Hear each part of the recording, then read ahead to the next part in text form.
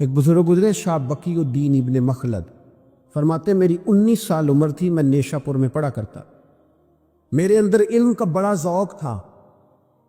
ایک استاذ کے پاس جب میں پڑھنے گیا تو میرے استاد مجھے فرمانے لگے کہ بیٹے تیرا ظرف بڑا ہے اور میرا علم چھوٹا ہے، تو کسی بڑے عالم کے پاس جا۔ میں استاد سے کہا کہاں جاؤں؟ تو کہنے لگے اگر ہو سکے نا تو بغداد شریف چلا جا، امام احمد بن حنبل کی بارگاہ میں حاضری دے، وہ حدیث کے حافظ ہیں۔ آج بھی آپ ان کی مسند امام احمد دیکھیں، جو حدیث کا طالب علم ہوتا ہے اسے مزہ آ جاتا ہے پڑھنے پر۔ کیا بات ہے امام احمد بن حنبل کی، اور انہیں اللہ نے اعزاز دیا کہ آج بھی مکے اور مدینے میں امام احمد بن حنبل کے مذہب پر فتویٰ دیا جاتا ہے، وہاں کے لوگ حنبلی کہلاتے، اتنی اللہ نے انہیں شان عطا فرمائی۔ کہتے ہیں میں نیشا پور سے نکلا جب تو بحری رستے کے لیے میں آنے لگا یہاں، جب جہاز میں بیٹھا نا تو رستے میں طوفان آ گیا۔ طوفان اس تیزی کے ساتھ آیا اور اتنے دن جاری رہا کہ ہمارے جہاز کی سمت ہی بدل گئی، ڈائریکشن ہی بدل گئی۔ وہ جانا ادھر تھا تو جہاز کا منہ ادھر ہو گیا۔ فرماتے جا کے کسی کنارے ہم اترے، یہ دیکھیں جو لوگ طالب علم جاتے تھے، فرماتے وہاں جا کے اترے، وہاں پتہ چلا کہ جس جزیرے پہ ہم اترے ہیں یہاں سے اگر پیدل جائیں گے تو 1.25 مہینے میں بغداد پہنچیں گے۔ اور فرماتے ہیں کہ پیسے بھی کوئی نہیں، ختم ہو گئے۔ اب میں وہاں سے اترا، پتے کھاتا، 1.25 مہینہ لگا اور میں بغداد شریف پہنچا۔ اور جب پوری جد و جہد کر کے وہاں پہنچ گیا نا تو پتہ چلا کہ امام احمد بن حنبل کا تو مدرسہ ہی بند ہو گیا، ان کے تو جمعہ پڑھانے پہ پابندی لگ گئی ہے، وقت کا بادشاہ ناراض ہو گیا۔ اس کا مطلب ہے وہ بھی سیاسی باتیں کرتے ہو گے، ناراض ہو گیا، اس نے پکڑ کے آپ کو جیل میں ڈال دیا۔ تو امام صاحب تو پڑھاتے ہی نہیں۔ فرماتے میں اب تلاش کرنے لگا کہ مجھے پتہ چلے امام صاحب کہاں قید ہیں۔ بتایا گیا کہ ان کو ان کے گھر کو جیل، سب جیل قرار دے کے نظر بند کر دیا، اور گھر کے چاروں کونے میں پولیس کھڑی ہے۔ امام احمد بن حنبل رحمۃ اللہ تعالیٰ علیہ کے وہ شاگرد شاہ بقی الدین صاحب فرماتے ہیں کہ میں جب وہاں پہنچ گیا، وہاں پہنچ کر کے میں نے لوگوں سے کہا کہ تم نا قریب نہ جانا، بس مجھے بتا دینا کہ امام صاحب کا گھر کہاں ہے۔ تو کہتے ہیں ایک شخص نے مجھے کہا کہ میں انگلی کا اشارہ نہیں کروں گا، آنکھ کا اشارہ کروں گا، کیونکہ حالات بڑے خراب ہیں۔ کہتے اس نے آنکھ کے اشارے سے بتایا کہ وہ سامنا گیٹ امام صاحب کا ہے۔ کہتے میں واپس آ گیا۔ اب ساری رات سوچتا رہا کہ امام صاحب کے گھر تعلیم حاصل کرنے کیسے جانا ہے۔ فرماتے پھر مجھے ایک تجویز سمجھ میں آئی۔ صبح جب میں نے اٹھا تو میں نے سر سے پگڑی اتاری، اپنے بالوں میں ہاتھ ڈال کے بال بکھیر دیے، چاروں جانب بکھر گئے، زلفیں رکھی ہوئی تھی۔ فرماتے پھر میں نے اپنی قمیض کو تھوڑا سا ایک جگہ سے پھاڑا، تھوڑا سا دوسری جگہ سے پھاڑا، ٹخلوں کے قریب کر کے کہتے ہیں میں نے جا کے تھوڑی سی تہمت کو بھی پھاڑا۔ ہاتھ کے اندر میں نے کاسا پکڑا جیسے فقیر مانگنے والے پکڑتے۔ اب تو فقیر کہتا نا اللہ بھلا کرے، اللہ بھلا کرے، تو اس زمانے میں کہتے تھے اجرکم علی اللہ، اجرکم علی اللہ، تمہیں اللہ اجر دے، تمہیں اللہ۔ کہتے ہیں یہ وظیفہ میں نے اچھی طرح پکایا، نظریں میں نے جھکا لی، پٹے پرانے کپڑے پہن کے نا تو بغداد کی گلیوں میں، کہتے ہیں بغداد کی گلیوں میں کبھی ادھر کبھی ادھر میں نا وہ لیے نا کاسا میں گھوم رہا ہوں، پھر رہا ہوں، تینوں لب دیا آپ گواچے۔ کہتے میں ڈھونڈتا پھر رہا ہوں مجنو بن کے وچ بازارا، کدی ککھاں وانگ رلائے، کدی کہایا کنبا سارا، سر نیزے اتے چڑھائے، آزب یار منون دی خاطر اساں کی پیس بتائے۔ فرماتے ہیں کہ وہ کاشا لیے تو میں نکلا، سپاہی کھڑے تھے، ان سے بھی میں نے کہا اجرکم علی اللہ۔ کہتے ہیں کہ ایک دینار انہوں نے بھی میرے کاشے میں ڈالا۔ پھر امام احمد بن حنبل کا دروازہ آیا تو میں نے دروازے پہ کھڑے ہو کہا اجرکم علی اللہ، اجرکم علی اللہ، اجرکم علی اللہ۔ کہتے میرا جوش ہی بدل گیا۔ امام صاحب نے جھٹ سے دروازہ کھولا، خوبصورت امامہ اور خوبصورت چہرہ۔ کہتے ہیں ان کا چہرہ دیکھا تو میرے آنسو ہی بہہ گئے، اور امام صاحب نے جب ایک دینار میرے پیالے میں ڈالا تو میں رو پڑا۔ میں نے کہا بغداد کے بادشاہ اور میرے محبوب کے علم کے وارث، میں بھیک مانگنے نہیں آیا، میں تو رسول اللہ کی حدیث سننے آیا ہوں، مجھے نہ آپ نے خیرات نہیں دینی، بس مجھے ایک حدیث میرے نبی پاک روز پڑھا دیا کریں، ایک حدیث ایک حدیث۔ یہاں تو آج میں پڑھائی جاتی ہے نا، وقت نہیں ہوتا، لوگ دیر سے آتے۔ کہا ایک حدیث آپ نے پڑھانی ہے۔ شاہ بقی الدین صاحب کہتے ہیں امام صاحب نے میرا چہرہ دیکھا تو خوشی سے کھل اٹھے، فرمانے لگے تو کیسے آئے گا؟ کہ حضور بھکاری بن کے میں خیرات مانگنے آؤں گا؟ یہ بھی تو خیرات ہی ہے نا، مصطفیٰ کریم کے نام کی خیرات مانگنا۔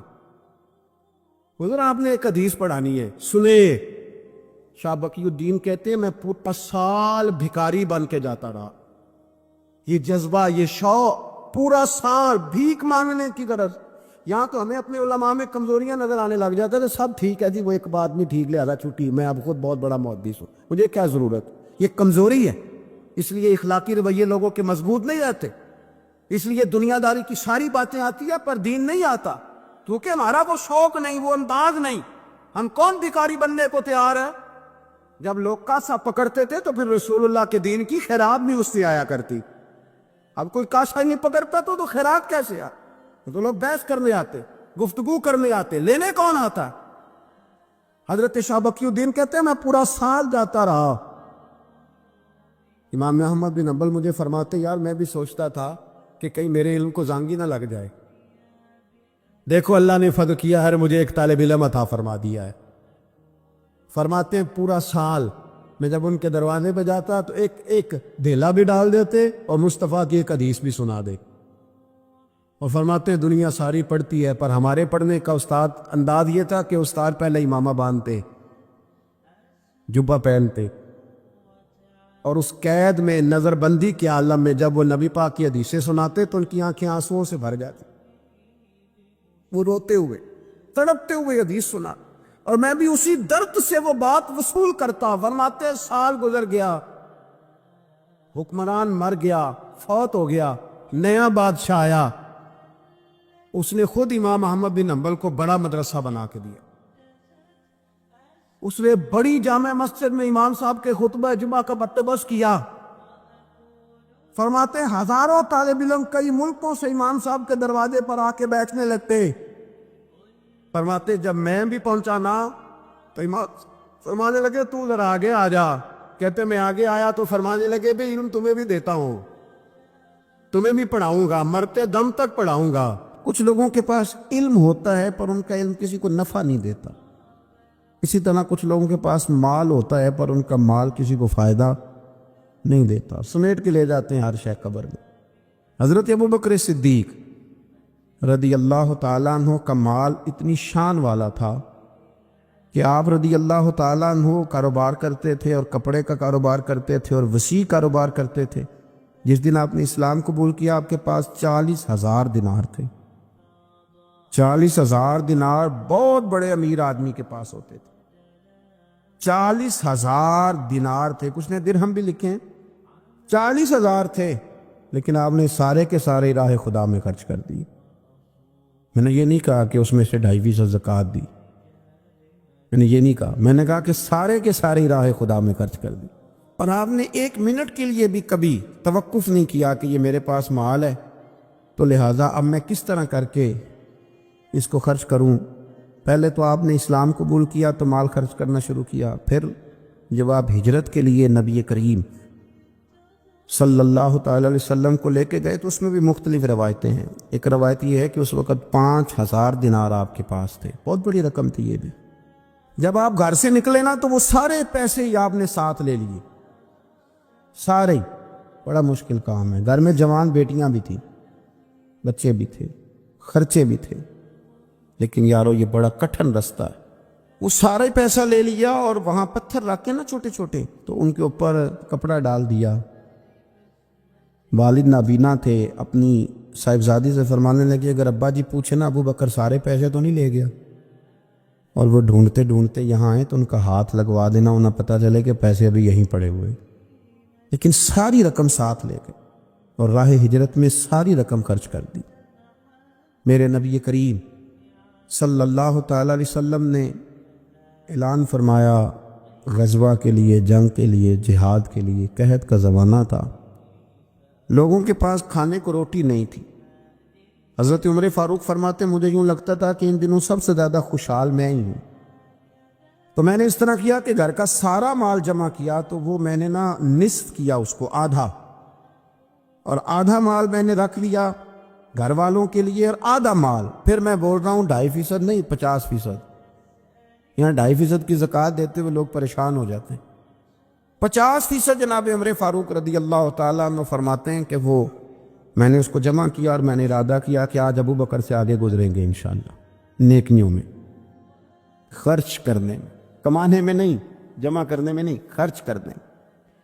فرماتے ہیں جب وہ میں مال لے کے نبی کریم کی بارگاہ میں گیا تو میں بڑا مطمئن تھا کہ آج میں آگے گزر ہی جاؤں گا، لیکن جب میں نے نظر اٹھائی تو میرا رنگ بدل گیا، میرے پیچھے پیچھے ابو بکر صدیق بھی آئے، اور فرماتے ہیں میں نے اس مرد درویش کا رنگ بدلا ہوا دیکھا، سر کی ٹوپی بھی اتار لی، پیروں کے جوتے بھی اتار دیے، وجود کے کپڑے بھی اتار کے بوریے کا لباس پہن لی، اور گھر سے سوئی دھاگا بھی اٹھا لائے۔ کہتے مال رکھا۔ حضور نے مجھ سے پوچھا عمر کیا لائے ہو؟ میں نے کہا حضور آدھا لے آیا ہوں، آدھا چھوڑ آیا ہوں۔ نبی کریم بڑے خوش ہوئے، مجھ سے پوچھا تھا کیا لائے ہو، بات پہ غور کرنا۔ اور ابو بکر صدیق سے پوچھا ابو بکر گھر میں کیا چھوڑ کے آئے ہو؟ مجھ سے پوچھا کیا لائے ہو؟ ابو بکر سے پوچھا ماں اب کئی تھا، کیا چھوڑ کے آئے ہو؟ جناب صدیق اکبر نے نظر جھکائی، قربان جاؤں جواب پہ بھی، یہ نہیں کہا حضور کچھ نہیں چھوڑ کے، یار یہ بھی تو بندہ کہ سونے ہیں سارے لے آئے ہوں، کیوں چھوڑنا تھا، آپ نے حکم کیا تھا چھوڑ، یہ نہیں کہا کہ یا رسول اللہ میں سارا لے آؤں، کیا جواب دیا؟ ماں اب کئی لہم اللہ و رسول، یا رسول اللہ صلی اللہ علیہ وسلم آپ نے پوچھا کیا چھوڑ کے آئے ہوں؟ میں گھر میں اللہ چھوڑ آیا ہوں، اللہ کا نبی چھوڑ آیا ہوں، میرا کوئی گھر خالی ہے وہاں اللہ کا ذکر ہوتا ہے، وہاں رسول اللہ کی نعت ہوتی ہے، حضور گھر میں اللہ رسول کا نام چھوڑ کے بھرا ہوا گھر چھوڑ کے آیا ہوں۔ پھر قربان جاؤں میرے نبی کریم پر بھی، حضور سید عالم علیہ السلام نے فرمایا یہ تیرے پیچھے جبریل کھڑے، اور وہ بھی ٹاٹ کا لباس پہن کے آئے ہیں۔ میں نے ان سے پوچھا ہے جبریل آج ٹاٹ کا لباس، آج ٹاٹ کا لباس کیوں پہنا ہے؟ تو عرض کی یا رسول اللہ آج ابو بکر صدیق نے ٹاٹ کا لباس پہنا ہے تو رب کو اتنا پسند آیا ہے کہ اس نے کہا فرشتوں نوری کپڑے اتارو سارے، یہ روپ دھارو نا جو میرے یار کے یار نے دھارا ہے، یہ والا تینوں لب دیں آپ گواچے، سانو اپنی خبر نہ کوئی، ساتھوں پارے نہیں ککھ گلیاں، سانو تے آخ دے لوگ شدائی، ہاں سانو آخ دے لوگ شدائی، کیونکہ اسا ننگ نموس دا ساڑ کے چولا، گل پہنے تاج گدائی، سجنا اپنا آپ گوایا ہے تاں یار نے چاتی پائی، سارا ہی رکھ دیا سارا ہی۔ اور ایک جملہ امام سیوطی نے لکھا ہے جس پر وجد کرنے کو دل کرتا ہے، میں صحیح کہہ رہا ہوں، وجد کرنے کو دل کرتا ہے۔ امام سیوطی فرماتے ہیں کہ نبی پاک صلی اللہ تعالی علیہ وآلہ وسلم نے کہا کہ ابو بکر میرا رب فرماتا ہے کہ تو سارا ہی لے آیا ہے اور ٹاٹ کا لباس تو نے پہن لیا ہے، تو رب فرماتا ہے کہ ابو بکر سے پوچھئے کہ ابو بکر اس حال میں اپنے رب سے راضی ہے کہ نہیں، اس حال میں راضی ہے کہ نہیں؟ تو صدیق اکبر کی تو چیخ نکل گئی، عرض کی یا رسول اللہ میں کہاں اور میرا رب کہاں؟ میرا اللہ میری رضا پوچھتا ہے؟ یا رسول اللہ میں اللہ سے بھی راضی ہوں، رسول سے بھی راضی ہوں، دین اسلام سے بھی راضی ہوں، حضور میں بڑا ہی راضی۔ اور میں نے یہاں ایک عجیب بات پڑھی، حضرت ابی بن کعب نے ایک دفعہ کہا تھا یا رسول اللہ میں نے سارا مال دینا ہے، فرمایا نہیں بھائی چوتھا حصہ دے، 3 حصے رکھ لے۔ حضرت ابو لبابہ نے بھی کہا تھا حضور سارا مال پیش کرنا ہے، فرمایا نہ تیرے بچے پیچھے فاقہ مرے، میں نہیں سارا قبول کرتا چاہے دین کے، چوتھا حصہ دے۔ ان سے کہا سارا نہیں قبول کرنا، یہ سارا لائے تو ان کا قبول کر لیا۔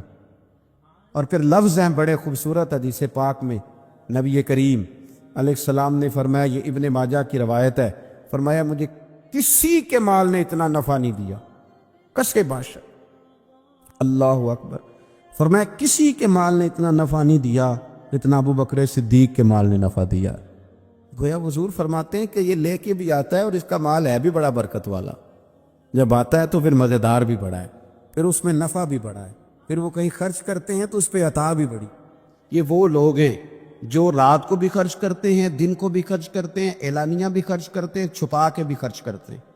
تفسیر روح المعانی ہی کو آپ دیکھ لیں، علامہ سید محمود علوسی اندلسی رحمۃ اللہ علیہ فرماتے ہیں کہ حضرت صدیق اکبر کا ایک دفعہ خرچ تو ہمیشہ کرتے رہتے تھے، ایک دفعہ ارادہ بن گیا، اس آیت کے شان نزول میں لکھتے ہیں ایک دفعہ ارادہ بن گیا کہ میں نے 40,000 دینار خرچ کرنے اللہ کی بارگاہ، اور کرنے اس طرح ہے کہ دن کو بھی خرچ کرنے، اور اگر کوئی آدمی رات کو لینا چاہے تو اسے یہ نہ محسوس ہو کہ یہ تو صرف اجالے میں دینے والے ہیں، اگر کوئی رات کی تنہائی میں لینے آئے گا تو اسے بھی دیں گے، خرچ کریں گے اللہ کے رستے میں۔ اور 10,000 دینار، 40,000 کل دینے تھے، 10 خرچ کیے دن کو، 10 خرچ کیے رات کو، 10 اس وقت خرچ کیے جب ساری دنیا اعلان ہوتا ہے نا چندے کا تو سارے دے رہے ہوتے ہیں، 10 اس وقت خرچ کر دیا 10,000 دینار، اور پھر 10 چھپا کے خرچ کیا، 10 چھپا کے بھی خرچ کیا، یعنی اس وقت بیچ مجمع کے بھی دینا بعضوں کا بہتر ہوتا ہے کہ دوسروں کو بھی رغبت ہوتی ہے، کیونکہ ایک بندہ اگر کہیں خرچ کرتا ہے تو پھر دوسرے بھی دیکھ کے خرچ کرتے ہیں، تو جب سب دے رہے تھے تب بھی دیا، اور جب کوئی نہیں دے رہا تھا تو تب بھی دیا، اور دن کو بھی دیا اور رات کو بھی دیا، تو رب کریم نے پھر اس کا ذکر قرآن مجید میں فرما دیا۔ تو حضرت ابوبکر صدیق رضی اللہ تعالیٰ عنہ کی حیات مبارکہ کو آپ پڑھیں، اس پر آپ غور کریں، ایک مقام نہیں درجنوں مقامات آپ کو ایسے ملیں گے۔ اسی طرح امام فخر الدین رازی رحمۃ اللہ علیہ تفسیر کبیر میں فرماتے ہیں کہ یہ جو آیت ہے نا، ان الذین قالوا ربنا اللہ ثم استقاموا تتنزل علیہم الملائکہ، بے شک وہ لوگ جنہوں نے کہا کہ ہمارا رب اللہ ہے، پھر وہ اس پر قائم ہو گئے تو ان پر فرشتے اترتے، اور فرشتے کیا کہتے ہیں؟ اللہ تخافوا ولا تحزنوا، خبردار خوف نہ کرو، غم نہ کھاؤ، وابشروا بالجنۃ التی کنتم توعدون، اور خوش ہو جاؤ اس جنت پر، تمہیں خوشخبری دینے آئے ہیں اس جنت کی جس کا رب نے تمہارے ساتھ وعدہ کیا۔ تو امام راضی کہتے ہیں یہ جو کہا نا کہ وہ لوگ جنہوں نے کہا اللہ ہمارا رب ہے، پھر وہ ڈٹ گئے، پھر ان پر فرشتے اترے اور فرشتے خوشخبری دینے کے لیے اترے، فرمایا یہ بھی حضرت ابوبکر صدیق کی شان میں نازل ہوئی ہے، اس لیے کہ حضرت صدیق اکبر نے اس وقت کلمہ پڑھا تھا جب کوئی اور کلمہ نہیں پڑھتا تھا، پہلے مسلمان حضرت صدیق اکبر آزاد مردوں میں سے پہلے مسلمان، آپ نے کلمہ پڑھا، رش دیکھ کے تو بھائی عام جگہ پہ بھی بڑے لوگ آ جاتے ہیں، لیکن تنہائیوں میں، ابتدا میں، بالکل شروع میں جس ہستی نے صرف جلوہ والضحیٰ دیکھا، آج لوگ بڑے جمہوریت پسند ہیں کہ ساری دنیا جدھر جائے گی ہم نے ادھر جانا ہے، جدھر رش زیادہ ہوگا اس وقت ہم چلیں گے، لیکن حضرت ابوبکر صدیق رضی اللہ تعالیٰ عنہ اس وقت کلمہ پڑھا جب اسلام پر تنہائیاں تھیں، غربتوں کا دور تھا، انہوں نے یہ نہیں دیکھا کہ ساری دنیا کدھر ہے، انہوں نے یہ دیکھا کہ میرے محبوب کی رضا کدھر ہے، اور پھر اس پر انہوں نے تکلیفیں برداشت کیں، تکلیفیں پلیٹ میں رکھ کے نہیں غلامی مل جایا کرتی، تکلیفیں برداشت کی، مار بھی کھائی، مال بھی دیا، تکلیف بھی سہی، تانے بھی سہے، باتیں بھی سنی، قبیلے کے اندر سے بھی مخالفت ہوئی، باہر سے بھی مخالفت ہوئی، وہ ڈٹے رہے، تو رب فرماتے جب یہ ڈٹ گئے نا تو پھر میں نے بھی ان کی مدد کے لیے فرشتے نازل کر دی، پھر اللہ تبارک و تعالیٰ نے انہیں کوئی لاوارث نہیں چھوڑا، پھر ان کی مدد اللہ نے اپنے فضل سے فرمائی۔ حضرت صدیق اکبر رضی اللہ تعالیٰ عنہ کی مقدس حیات مبارکہ، اس پر بے شمار فضائل میں آپ کو احادیث ملیں گی، بے شمار آپ کو آیات بینات ملیں گی۔ سمجھنے کی چیز یہ ہے ان کی زندگی کو دیکھا جائے، پڑھا جائے، میں نے بڑا غور کیا ہے، جتنا کو میرا محدود سا مطالعہ ہے، جتنا کو میں فہم اور علم رکھتا ہوں، میں نے بڑا غور کیا ہے اور بڑی باریکی سے کیا ہے، اور ان کی زندگی کے شب و روز کو بار بار پڑھا ہے، اور وہ جتنے پیچ و تاب ہیں ہجرت سے لے کر بدر تک اور بدر سے لے کر فتح مکہ تک، ہر میدان، ہر جگہ، ہر کوچہ، ہر نگر، ایک ہی بات سمجھ میں آئی ہے کہ جس طرح پروانہ چراغ کے گرد گھوم کے زندگی گزار دیتا ہے، گھوم کے زندگی گزار دیتا ہے، روشنی جہاں نظر آتی ہے تو پروانہ ساتھ ہی نظر آتا، کہیں اور دکھائی دیتا ہی نہیں۔ اسی طرح میرے پیارے حبیب نبی کریم صلی اللہ تعالی علیہ وسلم کی نبوت کی روشنی کے گرد جو پروانہ دیوانہ وار ہمیں نظر آتے ہیں، ان کا نام حضرت ابوبکر صدیق ہے۔ حضور کی رضا کو پا لینا، حضور کیا چاہتے ہیں اس چاہت کے مطابق کوشش کرنا، جس نے میرے نبی پاک علیہ الصلوۃ والسلام کے ساتھ عداوت رکھی اس کے ساتھ عداوت رکھنا، اسے اپنا دشمن جاننا، جس کے ساتھ میرے نبی کریم صلی اللہ تعالیٰ علیہ وسلم کی غلامی کا رشتہ ہو گیا، جو حضور کا وفادار ہو گیا، اس کے ساتھ دست شفقت پھیرنا، اس سے پیار کرنا۔ حضور صلی اللہ علیہ وسلم نے خود فرمایا کہ میری امت پر سب سے زیادہ نرمی کرنے والے ابو بکر صدیق ہیں۔ اس کے ساتھ محبت کرنا، اس کے ساتھ پیار کرنا، اپنی ظاہری زندگی کو، اپنے وجود کو، اپنی خواہشات کو، اپنی اولاد کو، اپنے تعلق کو، سب کو پیچھے رکھ کے سب سے آگے اپنے محبوب کی ذات کو رکھنا، یہ کمال صرف حضرت صدیق اکبر ہی کو حاصل ہے۔ لوگ عمل کرتے ہیں پر مزیدار نہیں کرتے، چل پڑتے ہیں پر پورا نہیں چلتے، رشتہ بناتے ہیں بس سوچتے ہیں کہ اتنا ہی کافی ہے، اتنی زیادہ وفا اور اتنی زیادہ پیچھے چلنے کی کیا ضرورت ہے۔ لیکن حضرت ابو بکر صدیق رضی اللہ تعالیٰ نے جو رشتے بنائے، پھر وہ رشتے نبھائے، پھر انہوں نے حضور کی اس غلامی کو نبھا کے دکھایا۔ کلمہ پڑھا۔ ہمارے ایک بزرگ فرمایا کرتے تھے ابو بکر نے دوستی لگائی تھی مکے میں اور جوان کرائی بدر و احد خندق میں، اور فرماتے ہیں ساتھ نبھائی ہے قبر میں بھی۔ پانی پرنا زہیلیاں تے رنگا رنگ کڑے، او پائی اسی تے پریا اس دا جانیے جس دا توڑ چڑھے۔ اور بڑی احتیاط کے ساتھ، بڑی احتیاط کے ساتھ، بڑی احتیاط کے ساتھ، اگر انہوں نے کبھی مشورہ بھی دیا نا، ایک جنگ کے موقع پہ حضور نے مشورہ مانگا تو اس کی حضور آپ جیسے حکم کریں گے ہم ویسے ہی حاضر ہیں۔ اگر کبھی مشورہ مانگا بھی تو انہوں نے بڑا محتاط ہو کے بڑے احتیاط سے، کوئی زیادہ رائے نہیں، اس لیے کہ جس سے پر اعتماد زیادہ ہوتا ہے اس کی ذمہ داری بھی زیادہ ہوتی، جس سے محبت زیادہ کی جاتی ہے اس کی ڈیوٹی بھی زیادہ ہوتی۔ سب سیاں رل پانی نو چلیاں، کوئی مڑ سی پر کے، تو جنہاں نے پر کے سر تے چایا وہ قدم رکھن ڈر ڈر کے، انہیں پتہ تھا مجھ پر اعتماد زیادہ ہے، تو ان کی ذمہ داریاں، اس کا انہیں احساس، وہ ہر جگہ۔ یار بات کو سمجھو نا، اگر مدینے میں کوئی جنازہ ہے تو ابو بکر صدیق اس میں بھی پہلے نظر آتے، اگر مریض کی عیادت کرنی ہے تو صدیق اکبر اس میں بھی پہلے نظر آتے ہیں، اگر کسی جگہ کسی غریب کی مسکین کی خدمت کرنی ہے تو صدیق اکبر وہاں بھی پہلے نظر آتے، اور میرے مدینے والے محبوب نماز پڑھانے کے لیے کھڑے ہوتے ہیں تو صف میں بھی پہلے نظر آتے ہیں۔ انہیں پتہ تھا کہ جنہاں نے پر کے سر تے چایا وہ قدم رکھن ڈر ڈر کے، بڑی ڈیوٹی کی، بڑی ڈیوٹی، آخر دن تک ڈیوٹی کی اور کھل کے کی۔ اور حضور سید عالم صلی اللہ تعالیٰ علیہ وسلم کے وصال ظاہری کے بعد بھی حضور کے دین سے، حضور کی اولاد سے، حضور کے صحابہ سے، نبی کریم صلی اللہ تعالیٰ علیہ وسلم کے مشن سے انہوں نے وفاداری والی ڈیوٹی کی۔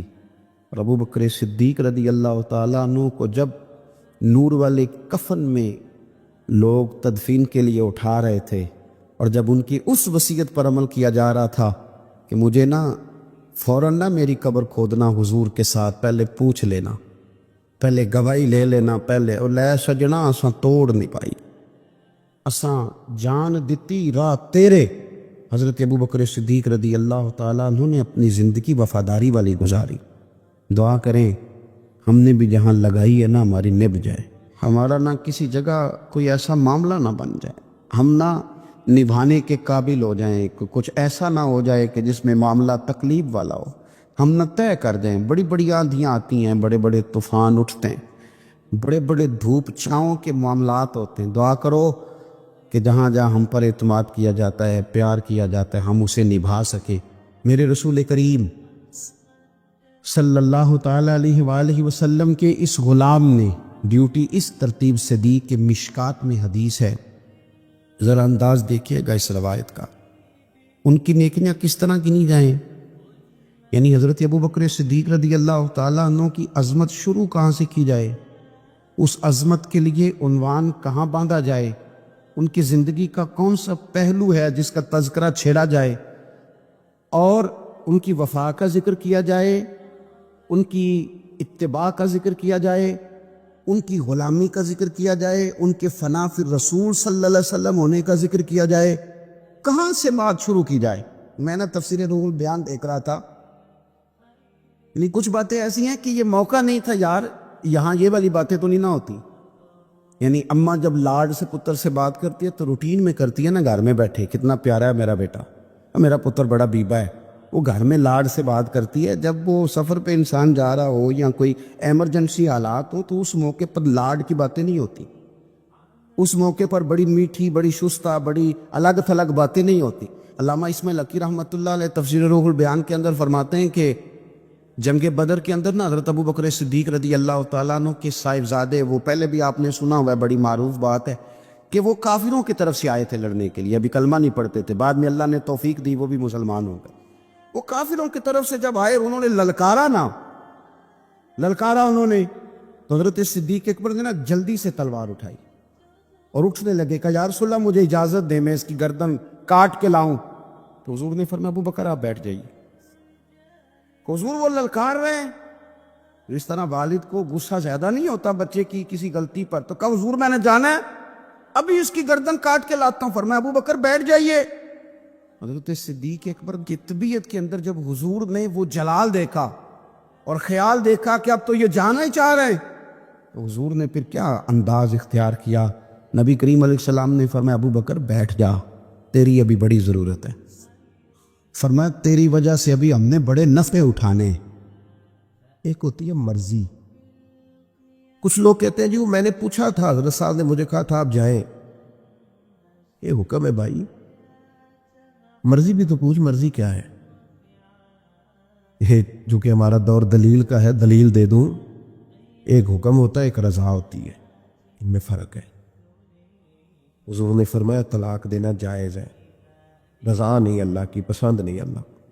جائز ہے پر پسند فرق ہوتا ہے. ایک چیز یہ ہے کہ اس کی اجازت ہے, ایک یہ ہے کہ وہ پسند, ان میں فرق ہے. حضرت ابو بکر صدیق رضی اللہ تعالیٰ عنہ کا کمال یہ ہے کہ وہ نبی پاک کی رضا کو جان گئے تھے. انہیں حضور نے فرمایا نہیں تھا کہ بلال کو خرید کے لائیں, فرمایا نہیں, نبی پاک حکمن نہیں کہا, لیکن حضور سیدنا بلال کے لیے پریشان تھے. تو جناب صدیق بات سمجھ گئے اور جا کے کہا بلال خریدنے آیا ہوں. تو اس نے اپنے حساب سے بڑے مہنگے پیسے بتائے. تو آپ فرمانے لگے تو نے اپنی اوقات کے برابر ہی بات کی ہے, میں تو بہت کچھ لے کے آیا تھا. اس نے کہا تاجر آدمی ہو, تاجر بندے تو اس طرح کے کام نہیں کرتے. فرمایا تم ہمیں سمجھے نہیں نا ابھی تک. یہ جو مرضی کو سمجھ لینا ہے نا, رضا کو. میں آپ سے عرض کروں, میں دینی لوگوں سے بھی مجھے شکوہ رہتا ہے. دینی لوگ بھی کئی دفعہ 2 قدم پیچھے ہٹتے ہیں, اپنے کام کا مزہ نہیں لیتے, دفاعی مارچ پہ کھڑے ہو جاتے ہیں. نہیں جی نہیں, وہ تو بات آپ کی ٹھیک ہے, پر وہ میں نے, میرا مطلب یہ ہے. ان کا بھئی آپ کچی باتیں کیوں کرتے, کس بات کا ڈر ہے؟ اگر آپ رسول پاک کی غلامی کا دعویٰ کرتے ہیں تو وہ سرے اشر بھی کریں گے. 2 قدم پیچھے ہٹنے کا کیا معنی ہو؟ آپ فلاں جگہ, جی ہاں میرا بھی فلاں جگہ نسبت کا رشتہ, یہ کیا بات ہوئی؟ کچی باتیں کرتا ہے تو. اگر تیرا کسی جگہ نسبت کا رشتہ ہے تو کہہ میں غلام ہوں فلاں کا, اعلان کر. یہ کیا بات ہوئی کمزور باتیں کرنا, اپنے کام کا لطف ہی نہ لینا اور پلپلا پڑ جانا, کمزور باتیں کرنا. ایک سرکاری نشست تھی, ایک دفعہ مجھے دعوت دے لی گئی, اس میں کچھ اور فکر کے لوگ بھی موجود تھے. تو ایک صاحب نے مجھے کہا کہ نظریاتی طور پر اب وقت آ نہیں گیا کہ کچھ چیزوں کو طے کر لیا جائے. اور میں نے کہا کسی کو گالی تو پہلے بھی نہیں دیتے, مزاج ہی نہیں ہے, برا تو پہلے بھی نہیں کہتے, اپنا کام کر رہے ہیں. نہیں اگر تھوڑی سی, میں نے کہا ایک بات بڑی پکی ہے, مضبوط ہے, ہم نے دعا مانگی ہے کہ ہماری آنے والی نسلوں میں بھی مالک وہ بچہ پیدا کرنا جو یا رسول اللہ کہنے والا ہو. میں وہ سنی ہوں جمیل قادری مرنے کے بعد, میرا لاشا بھی کہے گا صلاۃ و. نظریاتی کمزوری کوئی نہیں, کچی بات ہوگا قیامت. داتا صاحب جاتے ہیں تو میرے بھائی ہم ڈٹ کے جاتے ہیں. خواجہ اجمیر کے ہاں جاتے ہیں تو اللہ کے فضل سے ڈٹ کے جاتے ہیں. غوث اعظم جیلانی کو مرشد مانتے ہیں تو دعویٰ یہ ہے کہ خدا کے فضل سے ہم پر ہے سایہ غوث اعظم کا, اور ہمیں دونوں جہاں میں ہے سہارا غوث اعظم. کمزور نہیں, اپنی زندگی کو نظریاتی بنائیں, اپنی زندگی میں کچھ چیزوں کو طے کریں, اور اس رنگ میں نہ پوری طرح. یعنی کوئی دیکھ کے پوچھ لے آپ سے کہ آپ فلاں کے شاگرد ہیں, کوئی آپ کی بات سن کے پوچھ لے فلاں سے بیعت ہیں آپ کی شخصی, یعنی تیری تصویر میں وہ رنگ بھرے ہیں میں نے, لوگ دیکھیں گے تجھے پر پہچانیں گے مجھے. انسان کی کیفیات ہو، یعنی اس کا انداز ہو، اس کا طور طریقہ ہو، لوگوں کو پتہ چلے کہ اس کی نسبت کس جگہ پہ ہے، کمزور کچی باتیں نہیں۔ عیسائی اس طرح کرتے تھے کہ ان کے ہاں جب کوئی بچہ پیدا ہوتا نا تو وہ بچے کو نا برتن میں زرد رنگ پانی میں ڈال کے نا تو بچے کے اوپر ڈالتے، کہتے اب یہ عیسائی ہو گیا، ہم نے اسے زرد رنگ چڑھا دیا۔ تو بعض لوگوں نے نا مسلمانوں سے پوچھا، اور میرا خیال یہ ہے کہ اس طرح کے سوالات اکثر عورتوں سے کرتی ہیں، تمہارا کون سا رنگ ہے؟ عیسائی رنگ ڈالتے تھے اپنے بچوں کو زرد رنگ، اب یہ پکا عیسائی ہو گیا ہے۔ تو رب کریم نے فرمایا ان سے کہو صبغۃ اللہ، ہم نے اللہ کا رنگ اوڑا ہے۔ یہ قرآن مجید کی آیت جو میں نے تلاوت کی، مسلمان کا رنگ کیا ہے؟ صبغۃ اللہ، ہم نے اللہ کا رنگ لیا ہے۔ ومن احسن من اللہ صبغہ، اور ان سے پوچھو اللہ کے رنگ سے سونا رنگ بھی کسی کا ہو سکتا ہے؟ یہ مسلمانوں پر جو رنگ ہے یہ اللہ، اور پوری طرح رنگ گئے اس میں۔ کون کون رنگے؟ تمام صحابہ، تمام اہل بیت، اس کے بعد اولیاء، صوفیاء، اتقیاء، علماء، مفسرین، محدثین۔ تاریخ انسانیت میں بڑے لوگ آئے جو صبغۃ اللہ، اللہ کے رنگ میں رنگ گئے۔ عقیدے مضبوط، توکل مضبوط، شکر مضبوط، صبر مضبوط، حضور کی غلامی مضبوط، کہ میرا دل کرتا ہے دو لوگوں کے نام لوں جو پوری طور پر صبغۃ اللہ میں رنگ گئے۔ ایک نام انبیاء میں ہے، وہ ہے حضرت ابراہیم خلیل اللہ کا۔ واتخذ اللہ ابراہیم خلیلا، میں نے جناب ابراہیم علیہ السلام کو اپنا خلیل بنا لیا۔ اور کیسے بنایا؟ وَإِذِ ابْتَلَىٰ إِبْرَاهِيمَ رَبُّهُ بِكَلِمَاتٍ فَأَتَمَّهُنَّ قَالَ إِنِّي جَاعِلُكَ لِلنَّاسِ إِمَامًا، رب فرماتا ہے میں نے بعض باتوں میں جناب ابراہیم کو آزمایا، میں نے امتحان لیا۔ یاری تیری سونا تے آزمائشاں تیریاں اگ، سونا پرکھیا جامدائی پہلو نال اگاں دے لگ۔ اللہ فرماتے ہیں میں نے ان سے امتحان لیا، فَأَتَمَّهُنَّ، پھر امتحان لینے والا فرماتا ہے وہ میرے امتحان پہ پورے اترے۔ قَالَ إِنِّي جَاعِلُكَ لِلنَّاسِ إِمَامًا، فرمایا ابراہیم اب میں آپ کو لوگوں کا امام بنانے والا ہوں۔ حضرت ابراہیم انبیاء میں اور امت مسلمہ میں جس نے پورا رنگ پوری طرح اوڑا ہے نا اللہ کا رنگ، وہ حضرت ابوبکر صدیق، پوری طرح صبغۃ اللہ۔ نبی پاک علیہ السلام نے فرمایا جنتیوں کی 360 نشانیاں ہیں، کسی میں ایک بھی پائی جائے نا تو وہ جنتی ہے۔ حضرت صدیق اکبر دھیمے بڑے تھے، بات بڑی آہستگی سے کرتے تھے، لہجہ بڑا بردباری والا تھا، دھیمے سے انداز میں عرض کی حضور غلام میں بھی کوئی 360 میں سے ایک آدھ پائی جاتی ہے؟ وہ جنتیوں کی 360 علامتیں، کسی میں ایک پائی جائے علامت تو بندہ جنتی ہے۔ جنتیوں کی علامتوں میں سے تو بڑے دھیمے انداز میں، تھوڑا وہ شہرت سے بچنے والا، پیچھے پیچھے رہتا ہے اور جی چاہتا ہے ساری غزلیں اس پیارے کے نام کریں۔ پوچھا کہ میرے اندر بھی ایک پائی جاتی ہے؟ پھر حضور مسکرائے، اور جس انداز کا سوال تھا اس سے کئی لاکھ گنا بے حساب گنا بڑھ کے محبوب نے مسکرا کے کہا ابو بکر کسی میں ایک پائی جاتی ہے، کسی میں 2 پائی جاتی ہیں، آپ کے اندر تو 360 ساری کی ساری پائی جاتی، ساری کی ساری۔ لوگوں نے بڑی بڑی جناب صدیق اکبر کی شان بیان کی۔ یہ جو ہم تو الحمدللہ مرید ہی مولا علی کے ہیں نا، ہمیں جو شجرہ دیا گیا ہے نا، شجرہ، ہم حضرت علی کے مرید ہیں۔ ہمیں جو ہمارے بزرگوں نے شجرہ دیا ہے نا، اس میں نبی پاک کے بعد مولا علی کا نام ہے ہمارے شجرہ طریقت میں۔ ہم سچی مچی کے مرید ہیں، مولا علی کے مرید ہیں شیر خدا سے۔ لیکن ہم اس لیے حضرت صدیق کی تعریفیں کرتے ہیں کہ ہمارے پیر مولا علی جناب صدیق کی تعریف کرتے ہیں، مولا علی شیر خدا رضی اللہ تعالیٰ عنہ تعریف کرتے۔ بڑے لوگوں نے شان سیدنا صدیق اکبر بیان کی، اور نبی پاک کے جو الفاظ ہیں نا، بعض کی تو شرح ہی نہیں ہو سکتی، حدیث میں بعض ایسے حضور کے ارشادات ہے شرح ہی کوئی نہیں، کیا تفصیل کرے کوئی۔ یعنی صحیح حدیث میں حضور نے فرمایا مجھے جتنا نفع ابو بکر کے مال نے دیا ہے کسی کے مال نے نہیں دیا۔ حضور فرمانے لگے گر میں کسی کو خلیل بناتا تو ابو بکر صدیق کو بناتا۔ آپ سمجھ رہے ہیں چیزوں کو؟ میری بات پر غور کرنا۔ بڑے لوگ عظمت صدیق بیان کرتے ہیں۔ ہمارے ہاں خانقاہ آل و مہار شریف ہے سیالکوٹ میں، وہاں خطیب الاسلام پیر سید فیض الحسن شاہ صاحب آل و مہاروی رحمۃ اللہ ابو الکلام انہیں کہا جاتا تھا۔